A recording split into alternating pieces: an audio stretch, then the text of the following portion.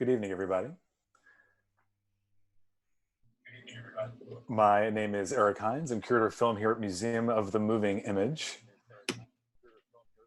And I am here to do a conversation with the filmmakers of Pahokee. I hope you have all who's watching seen Pahokee. It's available for in virtual cinemas, and by that I mean it's available to see virtually online, but also it's happening. It's available through theaters throughout the country, including Museum of the Moving Image, where I'm the curator of film. And I'm just grateful for any of you who are choosing that route to see the film. It's actually really helpful for these institutions to keep going during this time, but also obviously wonderful opportunity to see this extraordinary film, which Pahokee, which premiered at the Sundance Film Festival 2019, which is where I saw it. These are filmmakers that I first encountered with their short, The Rabbit Hunt, that I saw actually at the Sheffield Documentary Film Festival. I think we talked about that, but that's where I finally saw that film and heard about it for a very long time. It was the sort of the short film of its year. Everybody was talking about it. Very rare that a short film gets talked about at the level of their short film did, but that was one of several shorts that filmmakers were making in the region that they revisited for the feature Pahokee. So first wanted to thank the directors Ivete Lucas and Patrick Bresnan for being here. Thank you. Yeah, thank you for hosting us. And I'd love to start with talking a little bit about the shorts that you made prior to this, because if you're coming to this film fresh, meaning it's the first time you've seen anything by these filmmakers, you may not know that this is actually kind of a part of a body of work that you've been working on for quite a while. And so if you wouldn't mind talking a little bit about the short films that you made prior to this and how they may have led into the decision to make a feature. Sure. So my dad was a New Yorker, and around 1998, my mom passed away and he moved to West Palm Beach, Florida. So at kind of like 21, that became my new home. And I really wasn't interested in coastal Florida. It was super bizarre. And in high school, I'd done a lot of work in Habitat for Humanity and in Appalachia. And so I started driving around the Everglades and Lake Okeechobee in particular, and visiting farming communities and looking for projects to get involved in and volunteer with. And I kind of stumbled into Pahokee, like literally Pahokee, if you take a right turn out of Mar-a-Lago on Palm Beach Island, it's a 40-mile direct, it's just one road. So if you're leaving West Palm Beach, heading toward the Everglades or Lake Okeechobee, there's one road and it dead ends in Pahokee. So I had done some volunteer work there in my 20s, and I had made films when I was younger on Super 8 and mini VHS, and it was so difficult to film make in the late 90s and early 2000s. And so in about 2008, I met Ivete, and we went to graduate school at UT in Austin. And one of the reasons for going to grad school was to get access to filmmaking equipment. And so right after we finished grad school, we went back to the Everglades and started volunteering in the community. I'd gotten a degree in sustainable architecture, and we were kind of getting to know people and thinking of ways that we could partner with the community to storytell. And at first it was just in photography, and through the photographs we kind of came up with the idea of making short films that took place over the course of like a very meaningful day. And so we made one about prom, which was the send-off, and then we made the rabbit hunt about rabbit hunting, and another one about skip day, which is the day where they skip school and go to the beach. So that was a whole process before we even wanted to make a feature. So two questions related to that is, you said that you decided at that point to go back to that region and and tell stories. What magnetized you to it? Like, what brought you back? What stuck with you during those years where you were not living in that region that brought you, that you decided that you had some ideas you wanted to explore? What were those ideas? Yeah, so I was studying affordable housing and, in Austin, and segregation was a big part of Austin's history, and definitely in Palm Beach County is a radically segregated county, where obviously coastal Florida has a lot of resources, and central Florida is an agricultural area. And, we were living in Austin, and we would go to South by Southwest, and everything was about tech and video games, and it was just so disconnected from any of the struggles of normal people, people living in rural America. These topics were just not being addressed at all in cities like Austin, and we were just super hungry to get back and tell stories of people who were just not represented at all. Yeah, I mean, and I was in terms of my motivation, I was born in Brazil and I grew up in Mexico, and I came to the US for grad school. Like, we actually met in Mexico. In Mexico, I was making fiction work with non-actors in real settings. That was like the thing that I was into, and he got me more into like straight up documenting, capturing things. And I've always been very into like folk cultural expressions, and my family in Brazil were like in the farms. My mom grew up in a farm, and so Pahokee to me felt like home somehow, and there was so much cultural richness. And when Patrick was showing me the photos of prom, I was like, this is a movie. Like, we have to preserve that, and so it was like a mixture of telling the stories of people that were not being represented, and also like preserving this culture and bringing it forth as part of the American landscape. Yeah. So you talked about, there's plenty of that I think is going to thread into where we're going to go now, but you mentioned how the three previous shorts had this kind of conscribed day lens through which you were going to look at it, things that happen in a self-contained period of time. And that, in a sense, is what you're doing at Pahokee too, in terms of there being a single year. Is that something that, like, what does that offer you as artists, or, as filmmakers, the idea of there being this sort of parameters around which you're going to then play? Like, what did that offer you in this film to sort of say, we're going to stay within a year? Sure. I mean, having a structure allows you to really think about one aspect as you look. I mean, like Pahokee is about so many things, of course, right? But when you say, okay, this is going to be about a school year, then like framing it this way, you can say, well, you can distill something that's very focused in the midst of the complexity of it. And right. For us, because we had spent so much time with the youth there before we decided to make Pahokee the film, we felt like one of the most compelling and universal things about this place and the kids there was this drive to transcend their circumstances and the circumstances of their parents. And being from another country, I knew that was something that everybody could relate to, and that's also like the last year of high school in this place in particular is a very pivotal year. It's a year that's going to define so much. And so we can, in a very distilled, simple idea, explore so many other things. Sure. And that's what we did with the shorts too. It was like, okay, this is a day, this is the ritual, but we can talk about, like with the rabbit hunt, you can see food and like the industrialization of food in the background while people are still doing something that we've done since we were, cave people, we hunted our food and ate it. Right. So.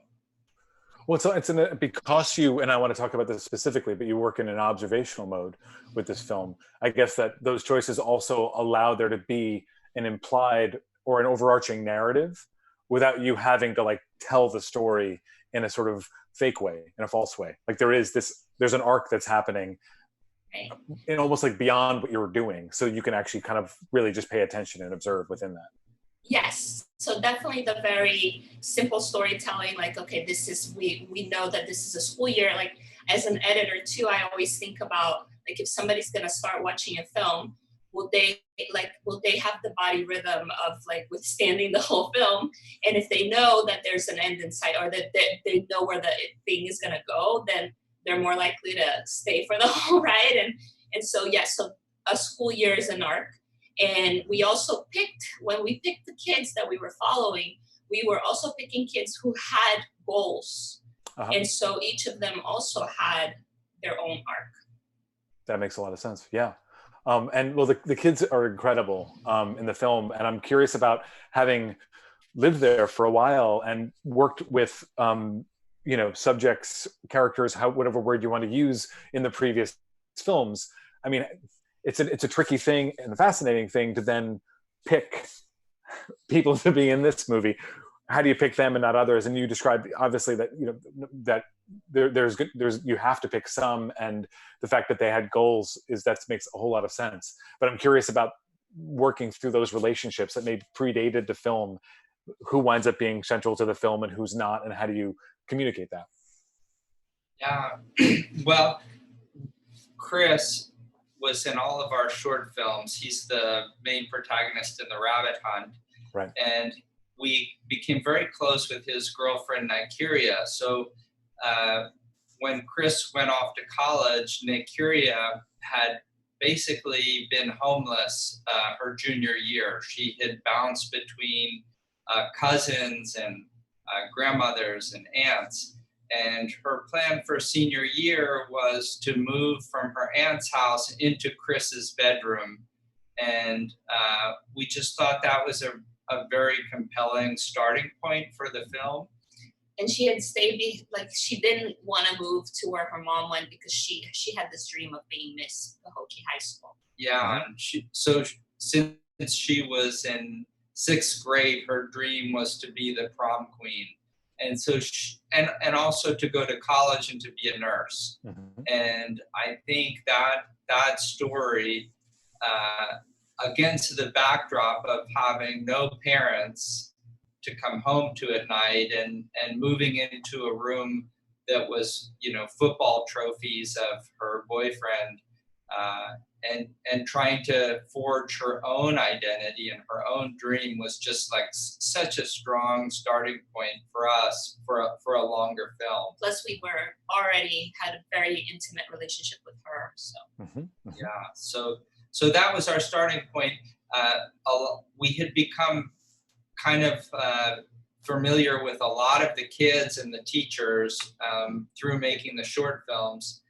And so some of the goals we had with the feature is that we didn't want to bring the camera into the classroom because we knew that the teachers were super underfunded and very stressed out, and we didn't want to add more stress to that environment. So we really focused the film on the extracurricular activities and the goal of the kids and their parents. Because it's also about community. But we also, Junior was in Skip Day as well. Yeah. And we had met him when he had the little baby, when she was very little. And so when we noticed that he was also a musician and that he was struggling in school, so that because he needed to take care of the baby and everything, we decided to film with him. And BJ, we knew his dad because he was the announcer, and then we met BJ and we said, well, he's a really interesting guy because he's not flashy like usually football players can be, and sure. but he's very focused. He has a goal, and he has a really great relationship with his dad, who's really mentoring him and helping him out. And then I was also very interested in the Mexican and Hispanic community there, because it is kind of almost half of the population, but it doesn't get talked about enough. And Nigeria introduced us to Hokabet, and Hokabet took us to the taco shop, and we're like, this is amazing, and your family is so great. And we did film with like about 2 other kids as well. Yeah. Okay. Yeah. So we started with a bunch of kids, but then there's 2 things. There's like the kids who have the commitment to like keep in touch with us, and also, I mean, we were always there, but like to really want us around. Sure. And also to make the little videos on their phones too. And so at the end of the day, like these were the kids that, you know, rose up and we stayed with them. I mean, I think it's something that doesn't get talked about enough, I think, in this sort of work, is how it really, in order for it to work over a period of time, it kind of takes both sides to want to make it happen. You know, you can't make somebody let you shoot them for a year or more. They have to really, not that there aren't good days or bad days, and I'm sure you had a lot of both, but you have to, there has to be a mutuality to that. And so how did you come to that mutuality? And I'd love to know how that gets negotiated. And negotiated is, maybe that's not quite the right word, because it sounds like business, but there is a back and forth of collaborating. And that's another word that I think that we've become a little bit more used to using and willing to use in terms of documentary, as because it belongs. And how you sort of over the course of the year did that with all 4 of them. It's a really important word for us too, because we really did try to collaborate as much as possible with the kids, and I think that they deserve to have, you know, agency over, you know, a film that it's been done about them. Yeah, we were very lucky because we never had like a producer breathing down our neck telling us to follow a storyline. We would have meetings with potential funders, and they would say, well, this film has to only be about football, and then we were like, that's not even an option. So what we did by living there, we spent a lot of time just like picking the kids up from school, taking them home or taking them to dinner, or with Junior, you know, just making sure he had what he needed, like making sure that he if he needed a ride to go to the grocery store and get diapers, but it was really knowing when to give the kids space, because it was an extremely difficult year for all of them. Nate Curia, when she lost Miss PHS, was devastated, and the only thing that kept her going was the football team. And she was literally applying to colleges on her phone and losing reception and losing an application and losing her financial aid applications. And so it was a really difficult year. So we had to, there were times where I don't want to film a young person struggling on their phone to apply for college. So we fundraised and got Nick Curia a laptop and spent time trying to figure out how to apply to college. So sorry. No. I mean, I think that this type of filmmaking that we do is, you know, with the shorts, we go and stay a little bit there, but with the feature, it's like we move somewhere and we stay there, and it's easier for us because we're married, so we can just go together and like, I know how to do sound, I can do camera B, you know, we can be self-sufficient. And so for us to want to make a film, we have to want that life experience. You know, we have to want to move somewhere and be around the kids. And we also think that it's really important to really have friendships with the people that we're working with. And so so it's much like a friendship. It's like we'll film, but we'll also be there for them. And the more we spend time there, the more we realize like, oh wow, we're like maybe the only adults around that are not their parents or the teachers or a figure of authority. So like we can actually, this is an opportunity for us to, you know, mentor them a little bit and give them some of the advice that nobody gave us. And so it was very much like a relationship, but sometimes we pull the camera out and film, and it's as much as about the times that we're filming as it is about the times when we're not. Mm-hmm. And did they I'm just going to mention, I didn't say this in the beginning. If you have any questions, please put your questions in the chat area of the YouTube page. I'm so sorry for not saying that in the beginning. We're going to get to you in a few minutes. But so there's a film that Steve James made a couple of years ago called America to Me, which is a year in a high school. There were 4 directors and 4 camera teams, 4 major cinematographers. There's 4 characters here, and just the 2 of you and you, Patrick, doing primary camera. That's a lot of places to be at once in a sense. Did the fact that you were living there and spent the year kind of afford you enough time to spend with all 4 main characters, as well as communities and other secondary characters and their families? Like, you get really far. You clearly, every moment in the film, you see how comfortable everybody is around you and how just there you are. But that's a feat in a sense, to really get that kind of intimacy with that many people. So was that organization? Was there a flow in terms of just communicating and who was doing what day? No, I had spent a lot of time going into communities after Katrina and Rita and Ike, doing volunteer work and gutting houses and roofing houses and framing new houses, and just learning the work through social architecture really teaches you to be present and listen to people. And I think if you're coming out of the Hollywood paradigm, or if you're working for Alex Gibney, or you have so much pressure on you, you're being paid so much money. We weren't getting, we were getting paid like $25 a day. So it was like, we wanted to be there. Yeah. Being there and recording the kids' life and helping them tell their stories was like that was our payment. And so but were there days where you needed to be 2 places at once and you had to make a choice? Sorry. There were days like that. So at the same time, the election was going on, and there would be Trump rallies in West Palm Beach, and we think, should we film this? Should we be following the election as part of the story? Because Pahokee's gerrymandered. They're represented by a Republican senator, and so should we be filming this political conversation? There were organizations. There was a big battle going on between the Save the Everglades and Save Our Farmers. Should we be filming that? And at the end of the day, like, what made the most sense to us was to be with the kids and their families and let that kind of like those Albert Maysles experiences just happen in front of the camera.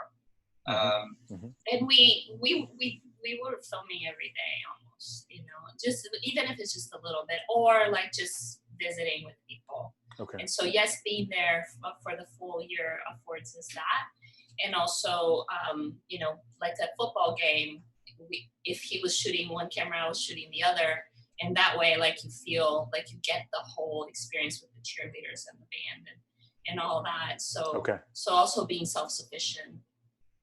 And you also, it's also remarkable how it's really extreme. It's exclusively observational. That there is no voiceover. There are no title cards, spread throughout.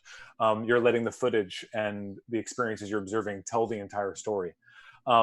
That's generally your approach, right? And so I'm curious about if there was ever moments where you felt tugged, like we worried that you were not going to be able to, that there would be something that would not come across that way, which is, it all comes across in the film. But I'm just curious on your side, having made that decision, if that's something you had to wrestle with, or just you always knew that was going to be the best way to do this. We had conversations about whether we should have a title card here and explain something, but I think that part of the decision to make it that way and not explain everything is that you encourage the audience to be more active, and less just receptive. And sometimes, the audience is a little rebellious to that because they're so used to being told everything. So, right. and that's fine. Yeah. But then I'll have people say like, oh, I had to Google what those fields on fire were. And I'm like, that's great. I want you to go and Google it, and I want you to find out more, because I also don't want you to have a false sense that you understand everything at the end of the film, you know? And so then we felt like that encourages the audience to think beyond the film and to act beyond the film.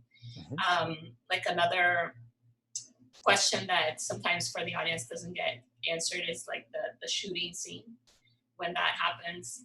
And to me, it's like, I mean, I'm from Mexico, from a place where shootings happen as well all the time. And it's like, we made the choice to make it as it is in life. Like, it happens.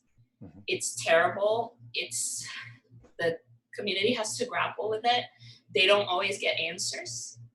And then they have to go on with their lives with the trauma of what just happened. So at the end of the day, it just felt like the right decision. Right, because I mean, the lives that you're following moved on from that moment, you know, to sort of then spoke off and get into the details of this thing that's did not affect their lives more necessarily immediately sense would be false to what you're doing. But I love the idea, or any decision that is basically asking the audience to be more activated. And I think and the other aspect of this too is that as soon as you start explaining something, either by voiceover or text, you are presupposing that the audience needs that.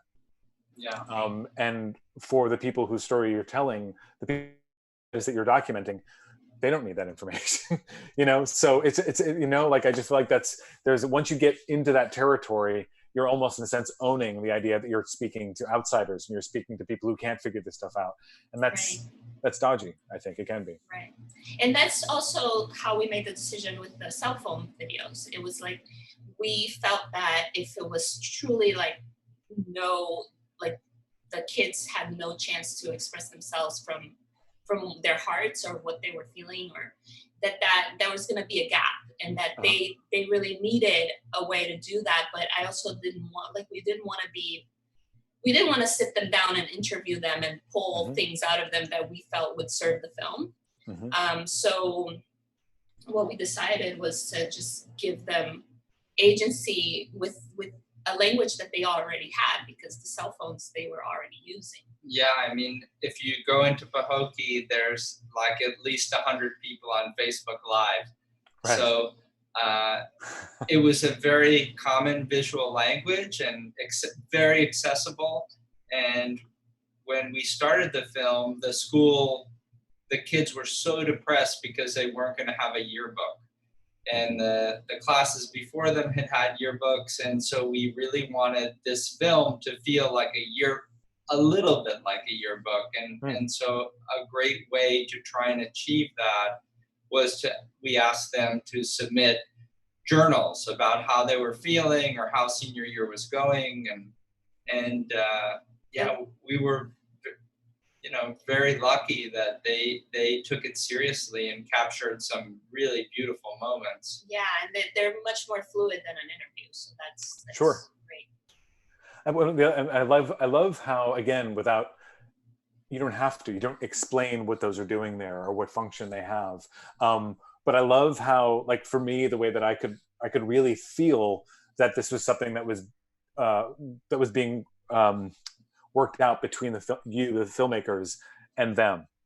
You weren't pretending that this was something that you were taking from, you know, you weren't like taking it from social media.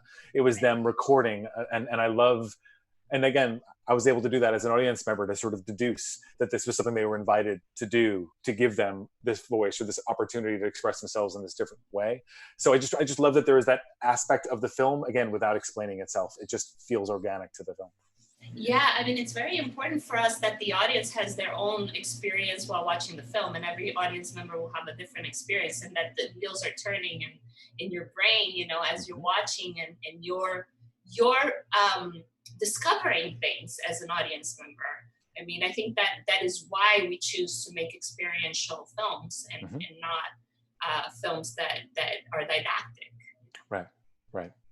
I just love that the tension between the two of you and your backgrounds is less about didacticism and strict observation, and more between observation and collaboration, in terms of like working with people to tell their own stories, which I'm curious about your work at that, but it seems it's such, the DNA is so clearly there. And I would imagine that those cell phone videos in some ways are a real outgrowth from what your background is.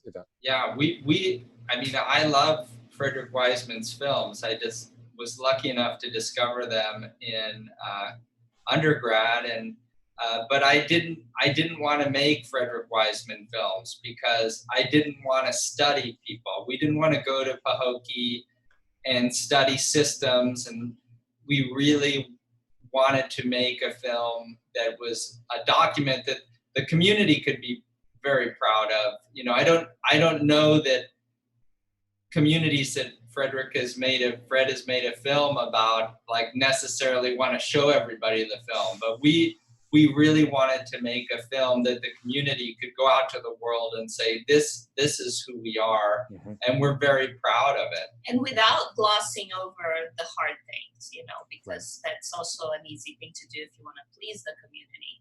But we definitely, we wanted to show the hardships, but in a sensitive way. Well, I think too often filmmakers will come in for a short period of time looking for those hardships, extract them and show them. But if you're actually spending the amount of time that you're spending there, it would be a lie not to go into it, but also you're not going to emphasize that over other things because you know full well what the full story is.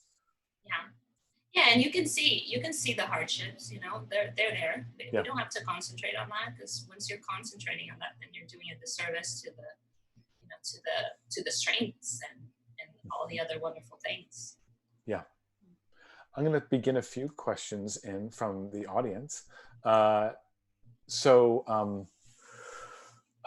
Haddad asks, how much footage did you end up shooting? Can you describe the editing process and the challenges you faced balancing all 4 character arcs over the course of such a long shoot? So we covered that a little bit already, but I guess the question of how much footage did you shoot, and then also working through the shoot combined with the edit in terms of knowing what you had and what you needed.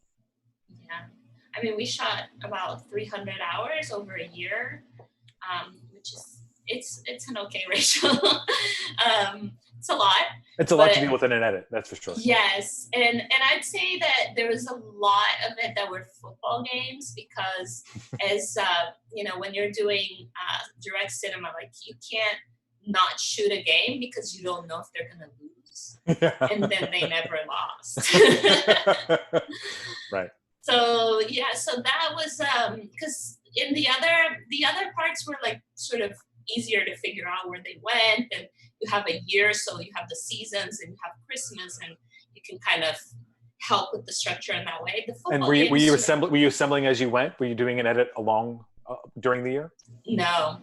Okay. No, we didn't have the bandwidth, unfortunately. Okay. So, sorry.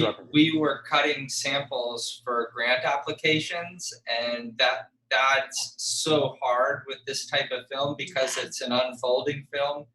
So we would be editing scenes and sending them to Sundance or Tribeca that didn't even make it into the film, and were probably embarrassing to share because you just don't know. You're just desperate.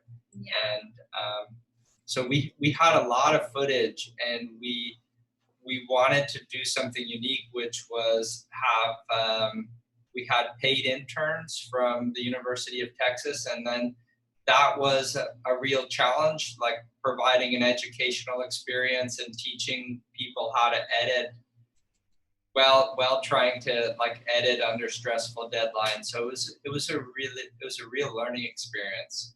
Yeah, but with the football, we realized that you know, I thought about like, should I do a montage here, and then we realized that all we needed was 3 games, like four.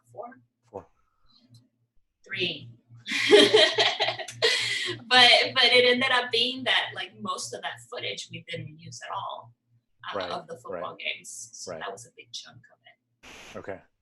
Which it's so interesting. Like you're so clearly so committed to your approach to doing this. I'm sure there were amazing sequences in those other football games that you were like, oh, I just wanted that one shot, that one play, but like, no, that falls outside of what you're actually doing, so you can't. Yeah. Yeah.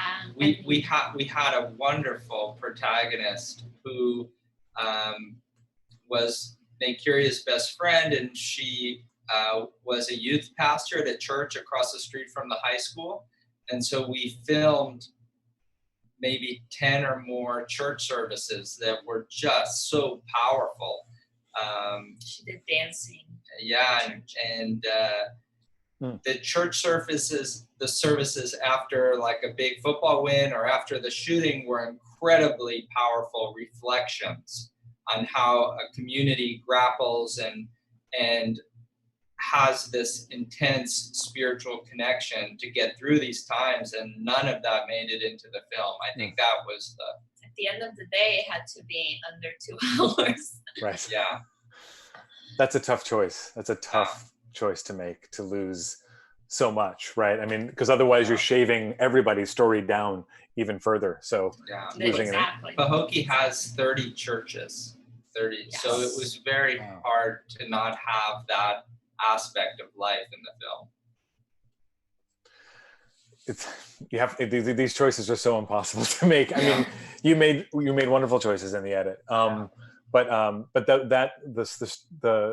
it's interesting too that you did not begin editing until after the year was over, and it makes sense in terms of your personal bandwidth. How could you possibly spend time on that if you're shooting all day, every day?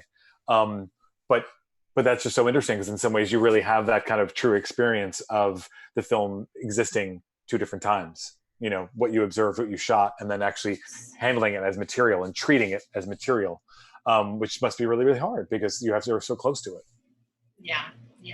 But that's part of it for sure, right? Like what you shoot and then what you actually capture. And sometimes you capture stuff that you didn't know you captured. And those discoveries are amazing.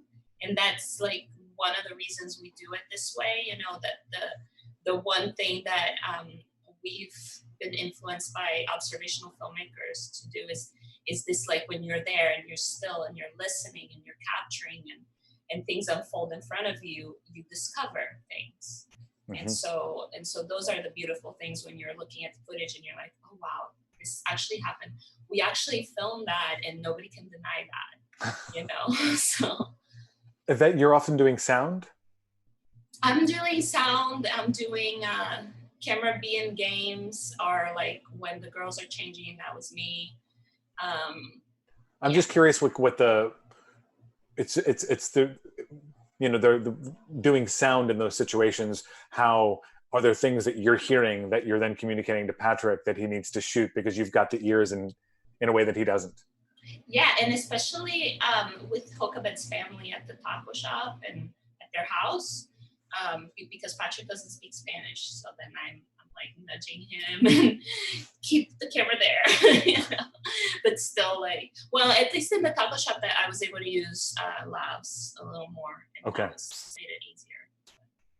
I mean, all those sequences in the taco shop are like extraordinary, unbelievable, because they're all amazing people and characters, and their body language and exactly what they're expressing with their bodies or their eyes or their words. There's just all this complexity there, but also just an incredible intimacy that gets expressed in its own unique way, because they're in that space. They're in this enclosed space doing labor, doing work, and yet they're also a family.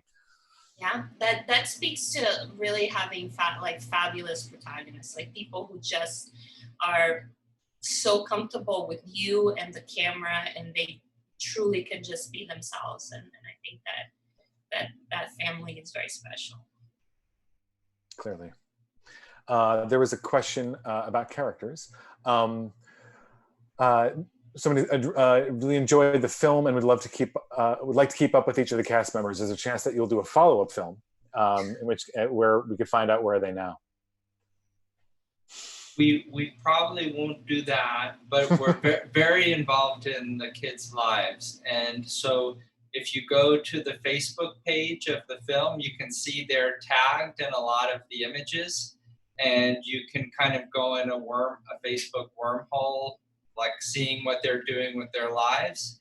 But we can tell you, Hokebed is a junior in college, and she has a full scholarship, and she's in a sorority of Hispanic and African American young women, and that prides themselves on their grades, and she really wants to go and be a teacher in an underprivileged school. Nigeria went to community college and was working at Wendy's at the same time, and it was really hard, and she kind of decided that she just wanted to be independent first economically. And so she went to live where her mom lives in Clearwater, and she has a really good job as a security person in the front desk of a good company, and she has benefits, and she just bought a car, and she lives by herself. So she's doing great. Wow. BJ is the starting center of FAMU University in Tallahassee. It's an HBCU. For many of the kids, when you've grown up in a community that is, I would say 90%, 95% African American and Hispanic, it's super hard to go to a college where people don't share your background. So a lot of the kids going to an HBCU is just a dream come true, and it allows them to gradually transition into the more complex world of, I think that you'll see in Skip Day, where the kids go to the beach, and the beach all of the people at the beach, mostly white, exit the beach when they arrive. So there's a very difficult world, as we know, waiting for the kids out there. Junior he's really struggled. He's super upbeat. He's still making music, and luckily he just got a construction job. Around Lake Okeechobee, there's an incredible amount of construction as they're trying to rebuild the dikes and levees there. So Junior is doing well, and he has a son also now. So Imaya is 4 and his son is 2.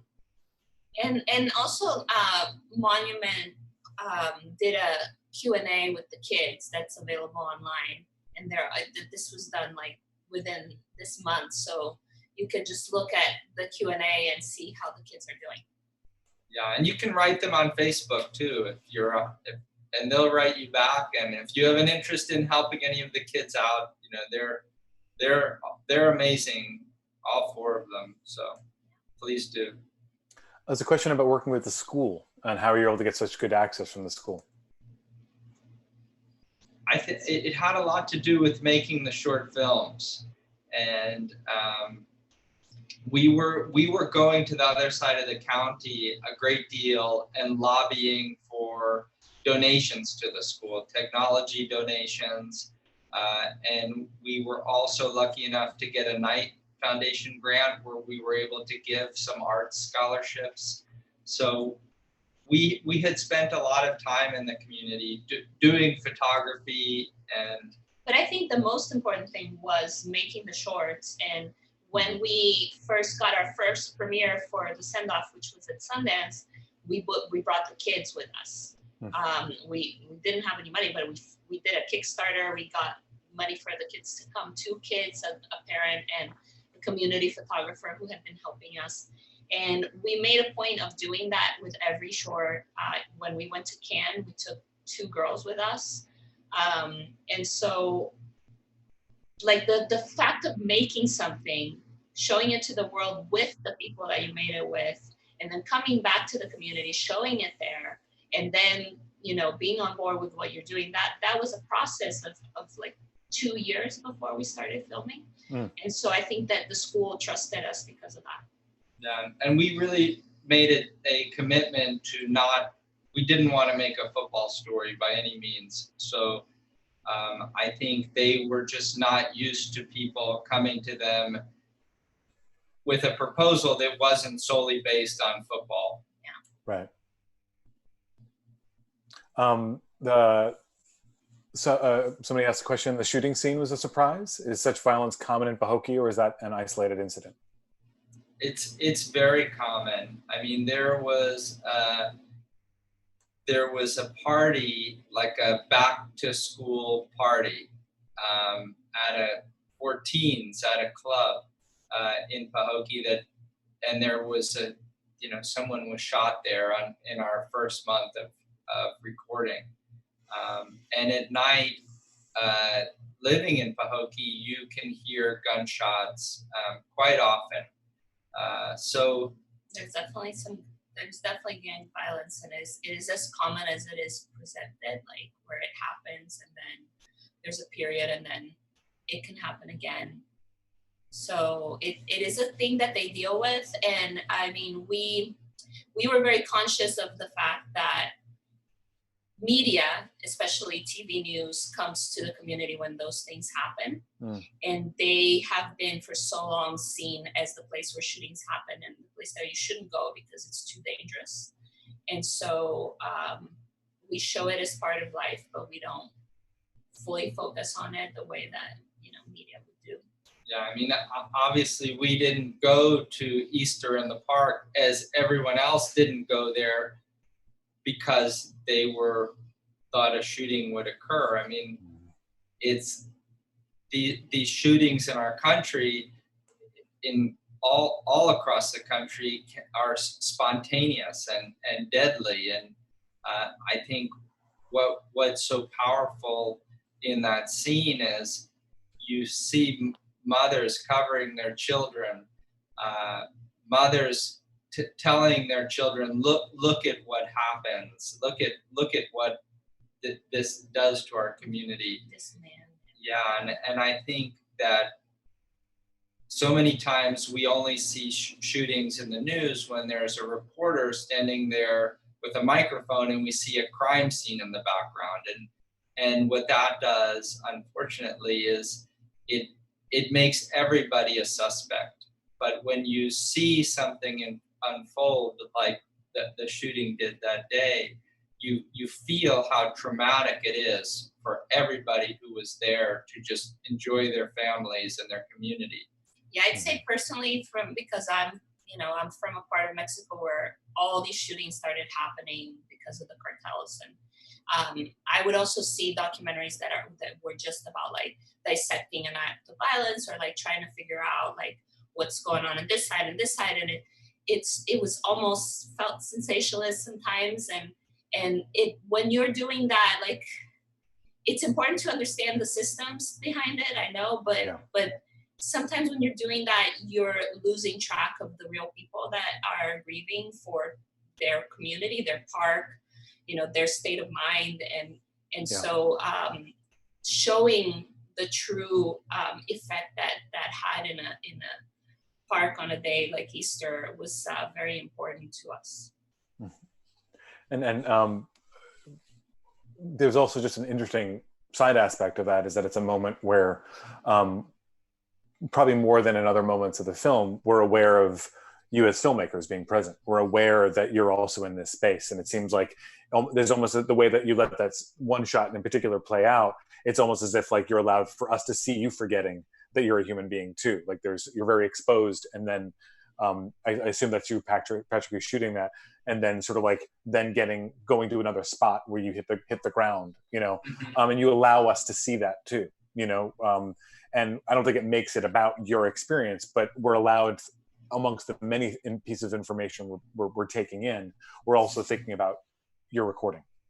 Yeah, and in the editing process, when we were looking at the footage, we felt like it was important to keep it as is and not have many cuts, because it's a way to be honest and sincere about what we were doing and what happened and what actually we captured. Mm-hmm. Yeah. There is another question. So it seems the film was made with a positive perspective to portray the town in a positive light. Was that perspective intentional, or did you feel it was simply accurate portrait? I think to be honest, I think it's accurate because, there's some intentionality, of course, but with this approach of filmmaking where you film things that you're capturing, the things that happen in front of you. People show you their true colors. Like, it happens. And, I mean, we've certainly made more films, and we've certainly made films with people that are not as amazing as these kids, and that comes out, you know. And we filmed for a long period of time, and what was shining through was these kids' drive to achieve, and you know, the community support, and all of those things are true, are things that came forth in front of us. We were also very sensitive to not try to look for the bad stuff, for you to experience the hard stuff as you're seeing the story unfold, you know. And so that's, yeah, I mean, I feel like there is a lot of tragedy in the film, in the sense of the most obvious is we see the football championship taken away and the powerlessness of the community to deal with that. But we also see a landscape that is constantly on fire, and it's the communities in the Everglades, but they're surrounded by just a crop that has been enslaving the Americas and people for hundreds of years. So it's a very brutal landscape, and I think the positivity of the kids to want to overcome it is very encouraging. But it's a bleak world, that the sugar cane is just always there. It's planted, it's grown, it's harvested, it's burned. People are working 7 days a week for the whole season. Yeah. And I think it is, sometimes I think people are like startled by how good these kids are, you know, because I mean, I was certainly not that good in high school. I was crazy. And what I understood from being there is that they're walking a very tight line. And the moment that they walk outside of that line, they could be in prison or they could be in a gang, like really fast. No. And so they really have this laser sharp focus because they have to. Yeah, I mean, the kids came to festivals all over the world with us, and you know, anyone who's been to a film festival knows it's an open bar, nobody's carding you, and Kyria would not take a drink. I mean, I would never offer the kids drinks. No, but we went to France, we went to Cannes, we took Kyria because she was in Skip Day, and her other friend Jamila, and they wouldn't drink even though it was legal there. Wow. Because there is no safety net when they're outside of their community, and it's very true. But the kids are so responsible. And the other thing, just in terms of this, the question about positivity or negativity, I certainly would agree that there's a positivity that comes off the screen. But when you're making observational cinema like this, when you're doing direct cinema, you know, you're not forcing onto their lives some narrative about positive or negative. You're not shaping, applying to their lives some notion of quality. You know, you're seeing and you're taking that forward, and that's a different way of approaching the film from a filmmaking perspective. It's also asking the audience to approach it from a different place too. You know, you're not telling the audience exactly how to feel about this. No, it's so offensive for us, especially. I mean, Ivete is Hispanic, I'm white, but for me to go in there and record and then go into post-production and have,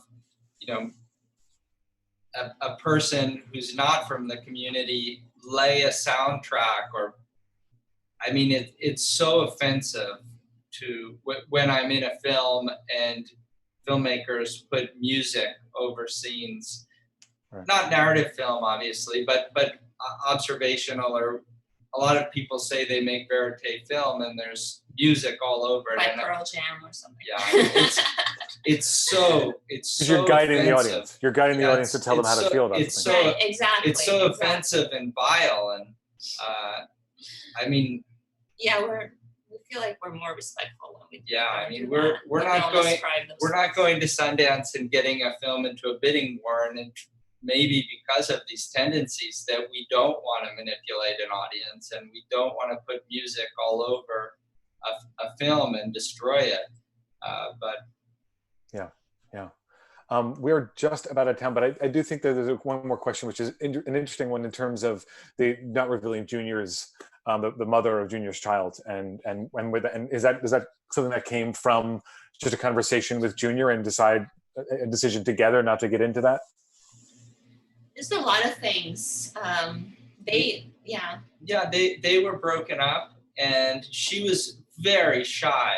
I mean, we spent a lot of time with her and Imaya, and she lived in a house that was that we couldn't film at because there was gang activity next door, and we never want to make a film where someone sees a scene and they say, let's call Child Protective Services, because a lot of, if you haven't grown up in a community like Pahokee and you see a child in a situation that you don't understand, and you don't have any background, or you're not a social worker.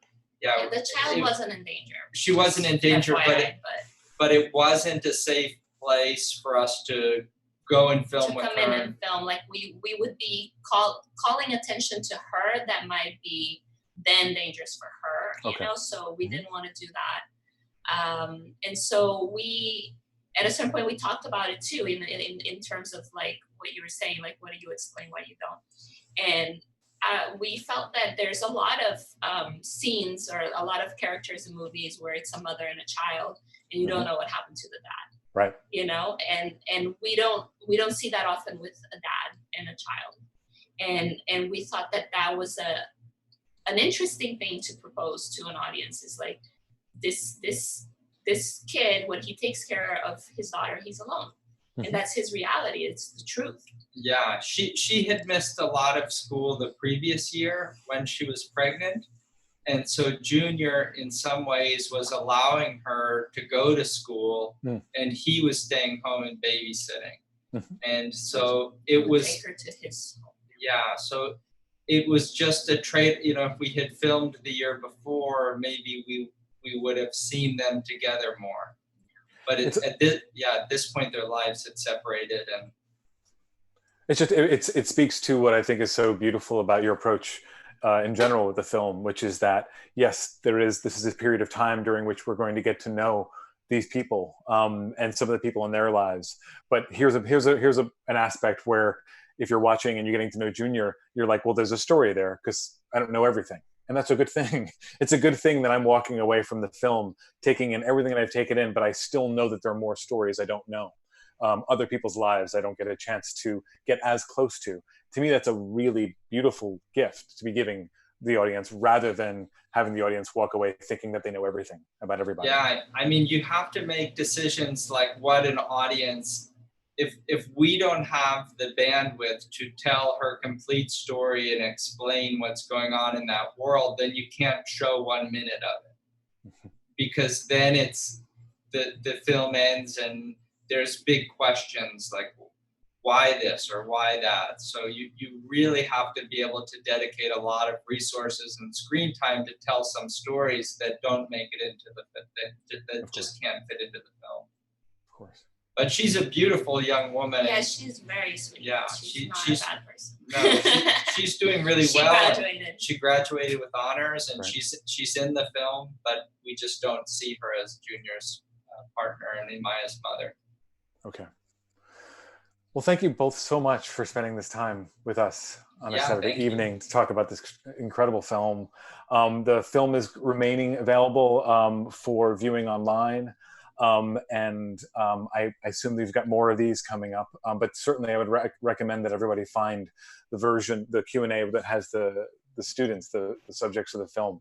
to sort of supplement your experience tonight with that. For sure. Thank you, Eric. Yeah, thank you, Eric. For all Thanks, the Ivete. very, very thoughtful questions and It's the a audience pleasure. for being with us. Yeah. Can't Good wait night. to be back in your cinema. Yeah. And please, I can't wait for you to come to our cinema. I certainly thought that you'd be in our cinema at some point this year, so maybe before the end of the year. Yeah, thank you. Okay. Bye, everybody. Bye.